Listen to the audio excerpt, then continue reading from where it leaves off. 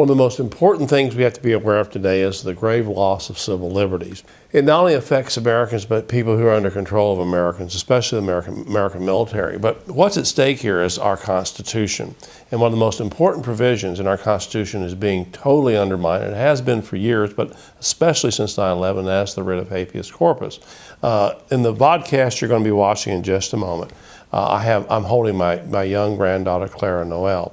And the reason I'm holding her, for one thing, she came by to see me at the office, but the other, I thought it was really appropriate because it's the young generation, the generation that's growing up right now, that's going to be most impacted by the loss of our civil liberties.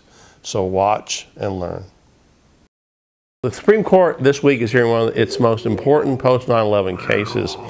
It deals with the right of habeas corpus, which is foundational to our constitutional system. The main litigant in the case is Lakhdar Boumediene, who has spent 5 years at the naval base at Guantanamo Bay without being able to see attorneys or even his own family. And it's likely he'll be there forever if the Supreme Court does not step in and protect his right to habeas corpus. You know, imprisonment for terrorists we know is appropriate, but for people that may be innocent, obviously it's not. It's justice delayed.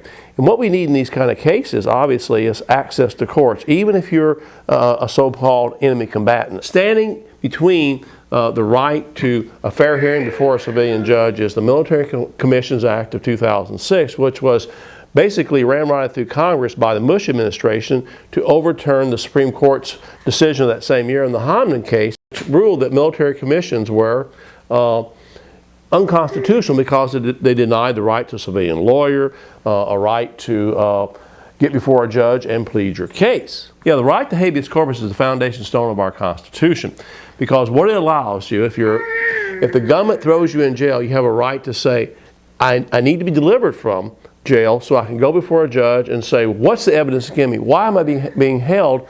And to have a lawyer represent you. For example, the detainees that are now at Guantanamo Bay, and there are several hundred of them, 86% of them were captured by foreign countries when the United States had large bounties out on them. And only 8% have any connection to Al-Qaeda. There's a good chance that many of these people at Guantanamo are just guilty of one thing, being in the wrong place at the wrong time.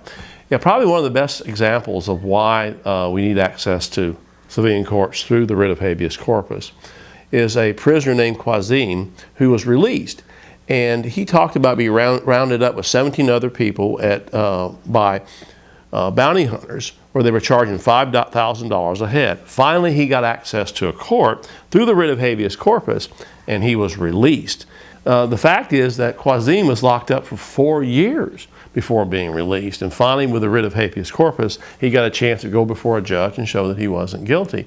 In an article he wrote in the New York Times, he said basically, thank God that the writ of habeas corpus exists. And for people who want to know really more in detail what I have to say about this subject, they should go to our website at rutherford.org and read my commentary on this very, very important issue.